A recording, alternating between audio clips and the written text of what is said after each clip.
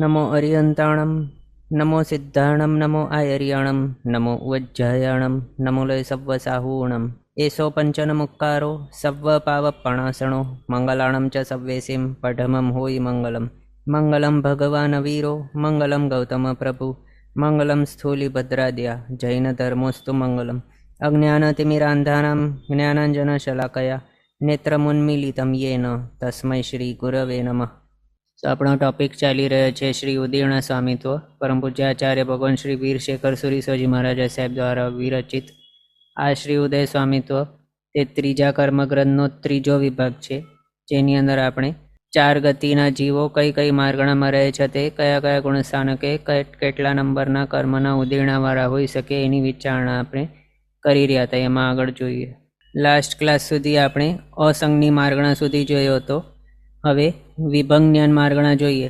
आनी अंदर ओग एटले कर्मस्थळनी अंदर जे प्रमाणे हतुं उदीर्णा ए प्रमाणे छे, पण कंईक मतांतर आनी अंदर छे।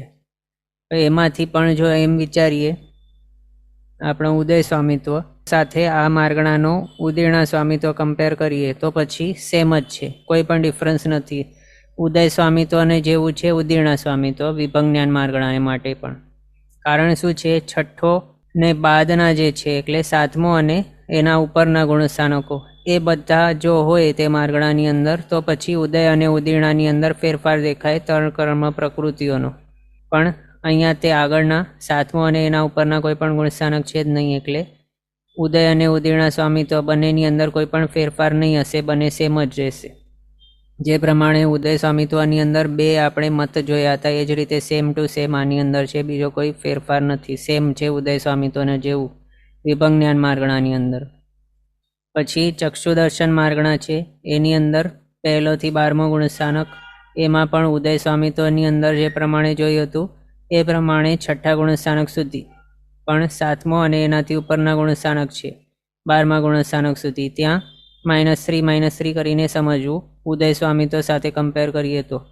એમ કઈ ત્રણ માઇનસ કરવાની, તો મનુષ્યાયુષ્ય અને 2 વેદનીય કર્મ, એ ત્રણ કર્મો છે એની ઉદીર્ણા નહીં હોય સાતમું અને એના ઉપરના ગુણસ્થાનક। એના હિસાબે આપણે આ જે જોયું હતું આપણે આ ઉદય સ્વામિત્વનું, એની અંદર સાતમા ગુણસ્થાનકે પહેલાં તો અહીંયા આ ચક્ષુદર્શન માર્ગણાનું સ્ટાર્ટિંગથી આ બધું છઠ્ઠા ગુણસ્થાનક સુધી ઉદય સ્વામિત્વ ઉદીર્ણા સ્વામિત્વ બંને સેમ છે।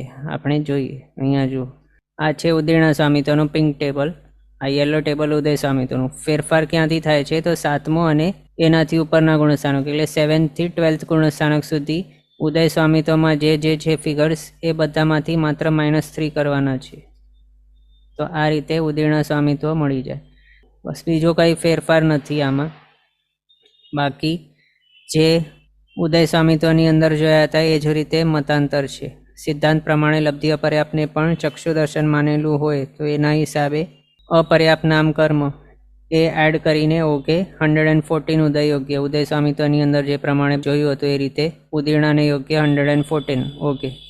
અને કર્મગ્રંથના મત મુજબ લબ્ધિ અપર્યાપ્તાને ચક્ષુદર્શન નહીં હોય, એના હિસાબે અપર્યાપ્ત નામ કર્મ એ ઓઘમાંથી એની ઉદીર્ણા કાઢવી પડે।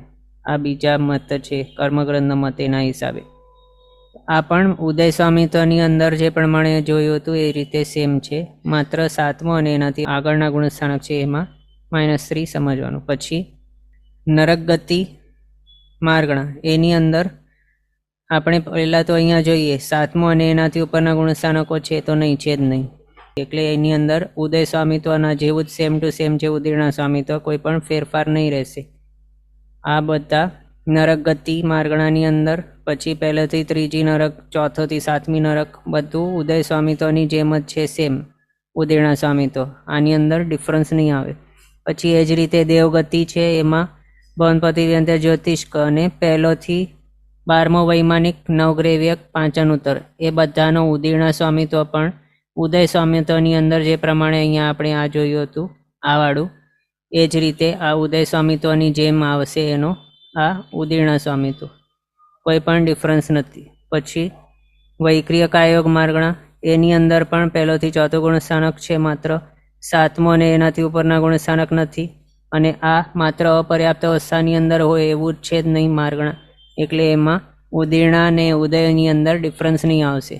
ઉદય સ્વામિત્વ જેવું જ છે આનું ઉદયના સ્વામિત્વ પણ, એટલે આ પણ સેમ છે.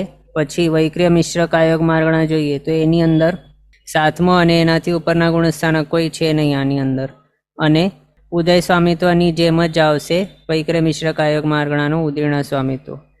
આની અંદર આપણે આ જોઈ શકીએ ઉદય સ્વામિત્વ આનું હતું 77 ને 85 વાળું, એ જ રીતે સેમ છે 77 ને 85 વાળા જે બે મતાંતર હતા એ જ રીતે સેમ ટુ સેમ, જે એની અંદર બીજો કોઈ ફેરફાર નથી.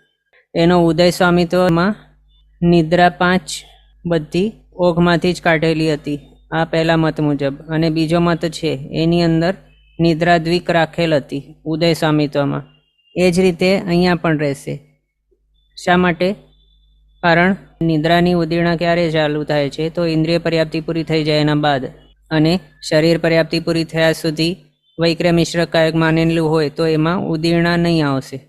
ઉદયમાંથી આપણે માઇનસ કર્યું હતું એ જ સેમ અહીંયા પણ ઉદીર્ણામાંથી પણ માને, એટલે ઉદય સ્વામિત્વ જેવું જ છે આ પણ સેમ ટુ સેમ.